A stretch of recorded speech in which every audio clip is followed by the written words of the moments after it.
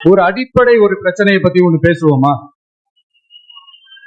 கொஞ்ச நாளைக்கு முன்னாடி ஐநா சபை ஒரு ரிப்போர்ட் ஒண்ணு வெளியிட்டிருந்தாங்க.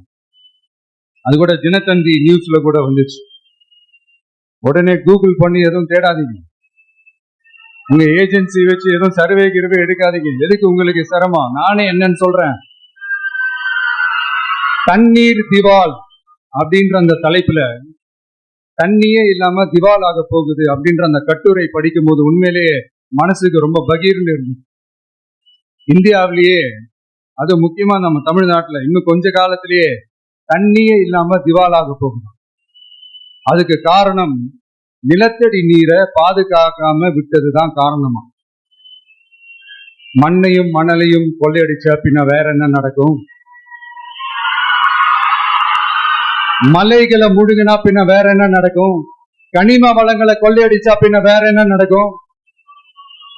இந்த மணல் கொள்ளையில ஈடுபட்டவங்கள மேல நீங்க சரியா நடவடிக்கை எடுக்கலன்னு அது போதுமானதாக இல்லை அப்படின்ட்டு சென்னை உயர் நீதிமன்றம் சொன்னிச்சே, மறந்துட்டீங்களா? இந்த மணல் கொள்ளை, கனிம வள கொள்ளை, இதுக்கெல்லாம் காரணம் மணல் மாஃபியா குரூப் தான் மதுரை உயர் நீதிமன்றம் அந்த கிளை சொன்னிச்சு. அதை மறந்துட்டீங்களா? இந்த மணல் மாஃபியா குரூப்புக்கு ஆதரவு அளிக்கிறது யாரு? உங்க திமுக கவர்மெண்ட் தானே. அது இல்லைன்னு சொல்ல முடியுமா? அவங்களோட டீலிங்ல இருக்கிறது யாரு? நீங்க தானே. அது இல்லைன்னு சொல்ல முடியுமா? தண்ணி திவாலாக போகுது, மணல் திவாலாக போகுது, கனிம வளம் திவாலாக போகுது. மொத்தத்துல உங்க ஆட்சியில தமிழ்நாடு திவாலாக போகுது.